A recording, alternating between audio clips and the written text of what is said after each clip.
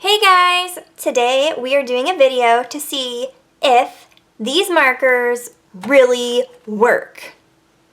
So I see these advertised on social media like all the time, and apparently they're supposed to be like super good at blending, and the colors just have this perfect gradient and everything, and I have always been super skeptical of that, like not to just like bash them right off the rip, but I wanted to do a first impression video to see if like that's actually true, because I've just always been super skeptical. So this is something I saw on Michael's, and as I said, I saw it on social media first, but I had never actually seen it in stores until I randomly came across it and was like, oh, I have to try this now.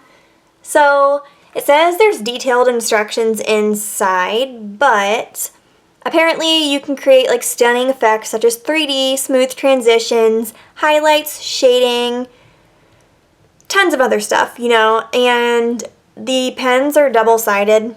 By the way, this is not a sponsored video or anything. This is just a first impression video. I really wanted to try it, but I got the skin tone pack because I am more interested in skin tones than anything. It would be sweet to have something that could blend amazingly with skin tones. So let's open this and get started, and I have a little swatch card to see if it actually works, and then I have a piece of paper so we can do some art.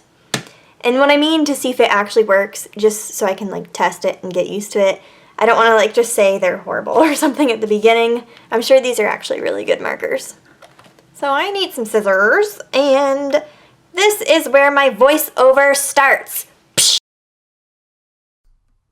The first thing I did was test out the markers on this swatch card, and I'm not gonna lie, it took me a while to get used to these markers.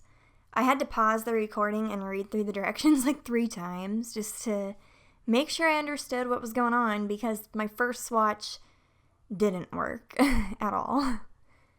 But after I read the directions and I understood what was going on, I tried it again, and there's this chamber built into the marker that you put the nib you want to use inside of it, and it makes contact with your nib and dilutes it. After that, you do your swatching, and boom, you have this gradient. It starts off really light and it goes to your darker shade. Basically, it's the same thing as using rubbing alcohol on top of your alcohol-based markers. It dilutes it, but it's like built into the marker. So I used all the colors, and not gonna lie, these markers are pretty awkward for me to use. They're about twice the size of a Copic marker, and they're kind of heavy.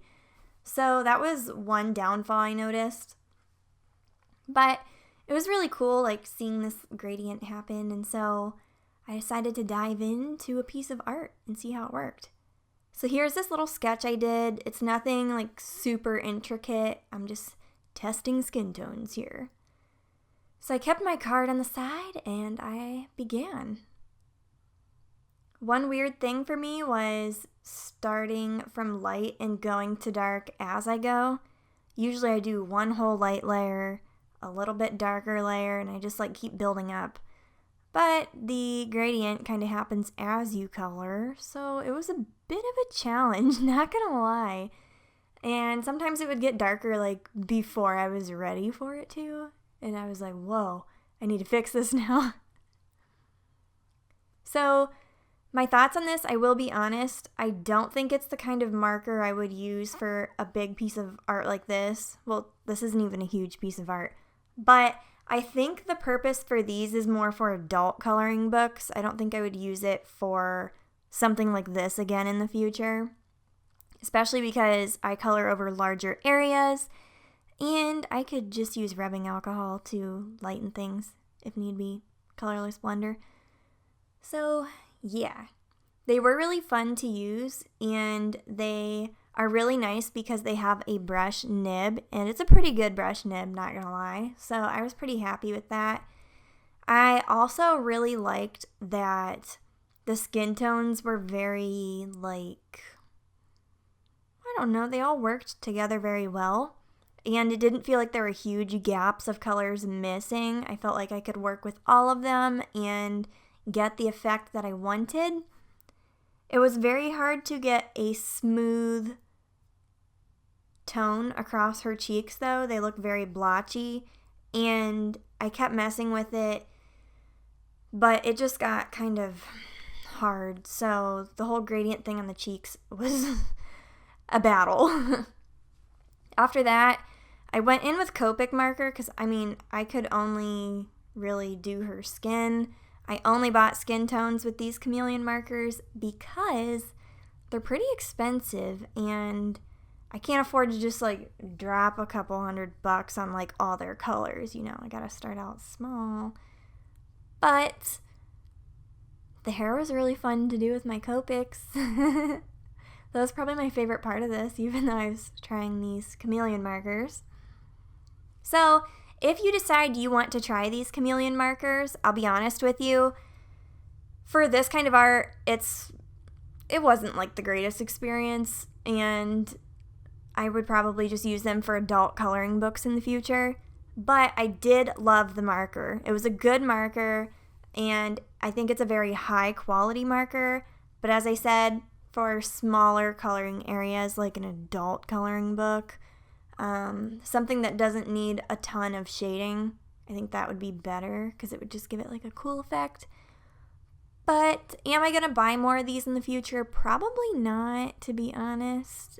I think they're pretty expensive, and it's kind of, even for an adult coloring book, it's probably a little unrealistic to put that much money into these markers. I think it's almost more affordable to get Copics still. So yeah. Didn't mean to leave a horrible review or anything. I just wanted to be honest with you guys. As I said, this is not a sponsored video. I'm just giving you my opinions. But still, the good things, the gradient is really fun to try. It's really cool. They are pretty high quality markers, but smaller areas. Anyway, I hope you like this video, and let me know what you think down below. Let me know if you've tried these markers and what your experience is as well. Okay, have a great day, and I'll see you soon. Thanks for watching, guys.